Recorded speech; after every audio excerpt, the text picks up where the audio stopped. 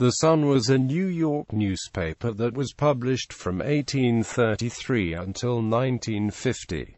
It was considered a serious paper. Like the city's two more successful broadsheets, the New York Times and the New York Herald Tribune, The Sun was the most politically conservative of the three. History. In New York, The Sun began publication September 3, 1833, as a morning newspaper edited by Benjamin Day with the slogan, "It shines for all." This was a penny press newspaper. The Sun was groundbreaking in its content, being the first newspaper to report crimes and personal events such as suicides, deaths, and divorces. Day printed the first newspaper account of a suicide. This story was significant because it was the first about an ordinary person. It changed journalism forever, making the newspaper an integral part of the community and the lives of the readers. Prior to this, all stories in newspapers were about politics or reviews of books or the theater. Day was the first to hire reporters to go out and collect stories. Prior to this, newspapers relied on readers sending in items, and on making unauthorized copies of stories from other newspapers. His focus on crime as the beginning of the craft of reporting and storytelling. If not the inventor, The Sun was nonetheless the newspaper which demonstrated conclusively that a newspaper could be supported by advertisements and not subscription fees, and could be sold on the street instead of delivered to each subscriber. In addition, The Sun was aimed not at the elite but at the common masses of working people. Day and The Sun recognized that the masses were fast becoming literate, and demonstrated that a profit could be made selling to them. Prior to The Sun, printers produced the newspapers, often at a loss, making the living selling printing services. An evening edition was introduced in 1887. Frank Munsey bought both editions in 1916 and merged the Evening Sun with his New York press.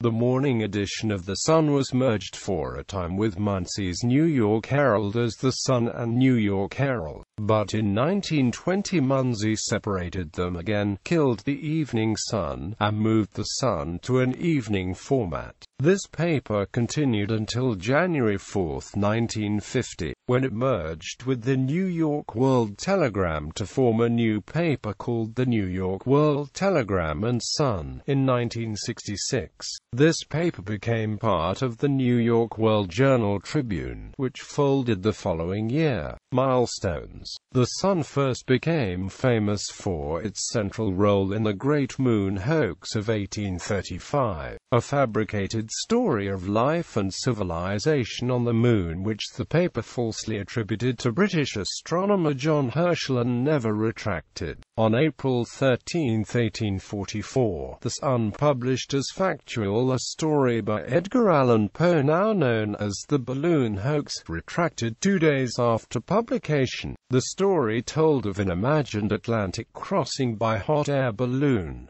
Today, the paper is best known for the 1897 editorial Is There a Santa Claus?, written by Francis Pharcellus Church. John B. Bogart, city editor of The Sun between 1873 and 1890, made what is perhaps the most frequently quoted definition of the journalistic endeavor. When a dog bites a man, that is not news, because it happens so often. But if a man bites a dog, that is news.